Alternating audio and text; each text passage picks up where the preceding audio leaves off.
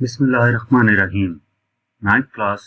आज जो आपका पीबीए का पेपर हुआ है, फिजिक्स का प्रैक्टिकल बेस्ड असेसमेंट था, फर्स्ट एनुअल एग्जाम 2024 का, उसका कंप्लीट सॉल्यूशन आज की वीडियो में हम देखेंगे। तो इसमें हम स्टार्ट लेते हैं। आपके इस चैनल के ऊपर आपको एक्सरसाइज से रिलेटेड तमाम सॉल्यूशंस मिल जाएंगे। तमाम बुक्स के जितने भी बोर्ड्स की बुक्स हैं उन तमाम बोर्ड्स के एक्सरसाइज के सॉल्यूशन इस चैनल के ऊपर आपको मिल जाएंगे। और अगर आपको ये तमाम वर्किंग पसंद है तो काइंडली चैनल जरूर सब्सक्राइब कीजिएगा। तो हम स्टार्ट लेते हैं हमारे इस सेक्शन ए जो आपका आया था इस पीवीए में। वहां से जो जो क्वेश्चंस इंक्लूड थे उन तमाम क्वेश्चंस का डिटेल एक्सप्लेनेशन और उनका सोल्यूशन इस वीडियो में मौजूद है। सबसे पहले सेक्शन ए में जो क्वेश्चन था, find the acceleration of A ball rolling down an angle iron by drawing a graph between 2s and t square। कि एक्सेलरेशन कैलकुलेट करना है, ये एंगल आयरन डायग्राम में शो किया गया है और इस जो डायग्राम में हमें इंफॉर्मेशन दी गई है इसकी मदद से हमने गिवन क्वेश्चंस के आंसर्स देने हैं। तो सबसे पहले हमारे पास कौन सा क्वेश्चन मौजूद है वो हम क्वेश्चन देखते हैं। For an inclined plane shown in figure, पहले हमारे पास इसकी इंफॉर्मेशन है। Find a value of A acceleration for two calculated times of 5.35 second and 5.40 second by calculating the following। दो डिफरेंट टाइम्स गिवन है और उनके लिए एक्सेलरेशन A कैलकुलेट करना है। तो सबसे पहला क्वेश्चन था इसमें हाइट h कितनी है, ये h जो है ये हमने कैलकुलेट करनी है। तो इसके लिए अगर आप डायग्राम पे गौर करें तो ये आपके पास बेस, ये परपेंडिकुलर और ये हाइपोटेन्यूस है। ठीक है, ये एक ट्रायंगल बन रही है। इस ट्रायंगल की मदद से आप h की वैल्यू कैलकुलेट कर सकते हैं, क्योंकि हाइपोटेन्यूस की वैल्यू जो है वो यहां से लेकर यहां तक की जो लेंथ है वो 270 सेंटीमीटर है, आपको दी गई है। ये 0 है और यहां तक जहां पे बॉल मौजूद है 270 सेंटीमीटर है। ये लेंथ गिवन है, ये एंगल गिवन है, तो ये हमारे पास लेंथ आ जाएगी। हम फार्मूला अप्लाई करेंगे, sine theta equal to perpendicular over hypotenuse. Sine theta की वैल्यू 45 है इक्वल टू परपेंडिकुलर इस ट्रायंगल में h है और हाइपोटेन्यूस कितनी लेंथ थी ये 270 वो पुट की। तो साइन 45 इक्वल होता है 0.707 के, ये इक्वल आ जाता है h ओवर 270। 270 इधर जाकर मल्टीप्लाई होगा तो ये h की वैल्यू आ जाती है 190.9 सेंटीमीटर। 270 सेंटीमीटर में था तो इस वजह से इसके यूनिट के साथ क्या आएगा 70 सेंटीमीटर, 190.9 सेंटीमीटर। नेक्स्ट क्वेश्चन हमें पूछा गया था distance of ball from the end point. And point से डिस्टेंस ऑफ द बॉल, यानी कि इस पॉइंट से डिस्टेंस कितना है बॉल का, वो वैल्यू मीटर्स में पूछी गई है। यहाँ पे हमें 270 सेंटीमीटर, ये सेंटीमीटर में वैल्यू गिवन है। हमने सिंपल ये करना है कि इस वैल्यू को मीटर्स में कन्वर्ट करना है, यानी कि distance of the ball from the end point equal होगा 270 सेंटीमीटर हमें गिवन है, इसको मीटर में कन्वर्ट करने के लिए डिवाइडेड बाय 100 करेंगे तो ये 2.7 मीटर आ जाएगा। इसके बाद इसी सेक्शन ए से रिलेटेड जो नेक्स्ट क्वेश्चन है वो पूछा गया है मीन टाइम, यानी कि मीन टाइम कैलकुलेट करना है। मीन टाइम से मुराद हमने ये देखना है कि हमें कितने टाइम गिवन है। इस एक्सपेरिमेंट के लिए दो टाइम गिवन है, 5.35 और 5.40। तो इनका मीन कैलकुलेट करने के लिए इनका सम करके डिवाइडेड बाय 2 करेंगे तो हमारे पास आंसर आ जाएगा 5.38 सेंटीमीटर। नेक्स्ट क्वेश्चन है इसी डायग्राम से related, right down the relevant equation. Relevant equation से मुराद ये है कि इस एक्सपेरिमेंट में जो इक्वेशन यूज की जाती है एक्सेलरेशन फाइंड करने के लिए, वो इक्वेशन क्या है। तो वो इक्वेशन है हमारे पास a equal to 2s over t square. Next इसी डायग्राम का हिस्सा है, क्वेश्चंस मजीद गिवन है, calculate the acceleration of rolling ball. Rolling ball का एक्सेलरेशन कितना होगा। तो ऊपर जो फार्मूला हमने नोट किया उस फार्मूले में हम वैल्यूज पुट कर लेंगे। डिस्टेंस हमारे पास 2.7 मीटर है जो ऊपर हमें क्वेश्चन में पूछा गया था और हमने 270 सेंटीमीटर की मदद से 2.7 मीटर निकाला था। और टाइम, जो टाइम हमने मीन टाइम निकाला था वो पुट किया, इसको सिंप्लीफाई किया तो एक्सेलरेशन आ जाएगा 0.19 मीटर पर सेकंड स्क्वायर। नेक्स्ट क्वेश्चन है, if a child is sliding from A slope what force accelerates him down the slide. अगर कोई चाइल्ड स्लाइड कर रहा है स्लोप से तो कौन सी फोर्स उसको एक्सेलरेट करेगी स्लाइड से down. Draw sketch to show all the forces acting on him. Sketch भी ड्रॉ करना है जो फोर्सेस उसके ऊपर अप्लाई हो रही होंगी।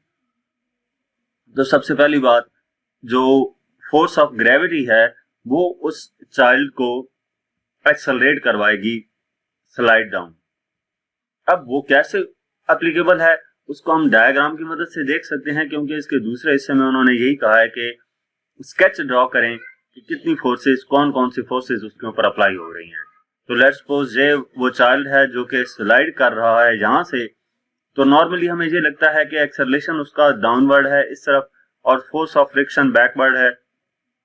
तो अगर हम इसको देखें मजीद डिटेल में, तो अगर ये बॉय चाइल्ड यहाँ पर मौजूद है, इसका वेट होगा downward mg।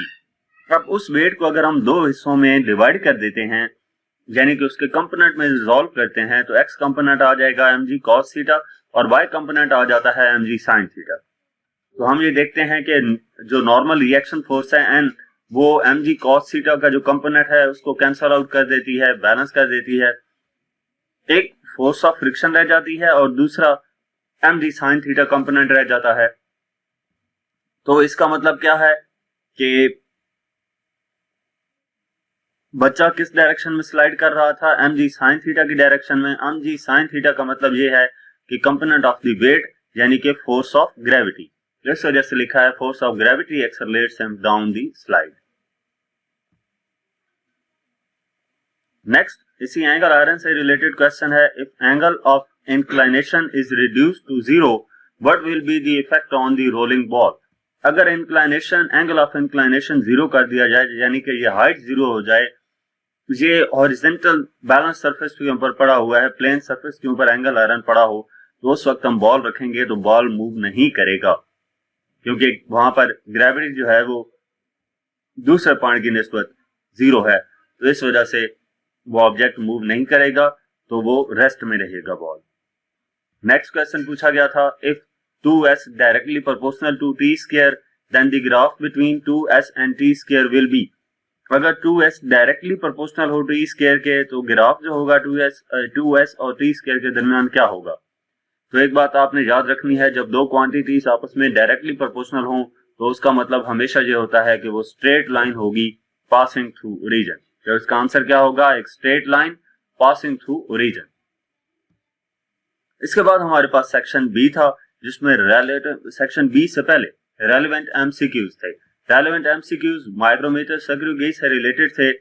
Smallest measurement that is possible by screw gauge is.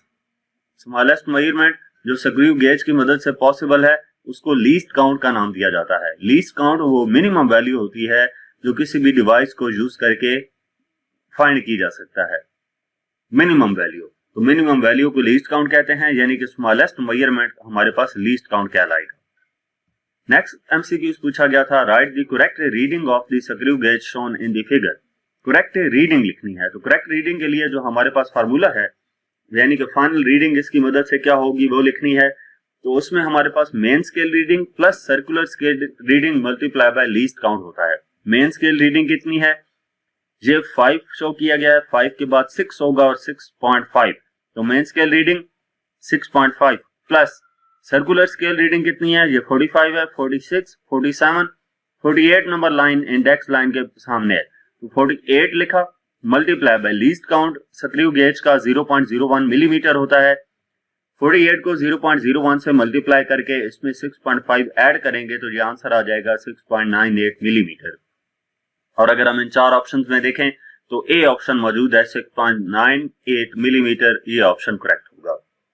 इसके बाद एमसीक्यूज नंबर 3 दिया गया था, the child circular scale of A screw gauge contains 100 divisions on it's pitch is 1 millimetre and its pitch is 1 millimeter. What is the least count of the screw gauge?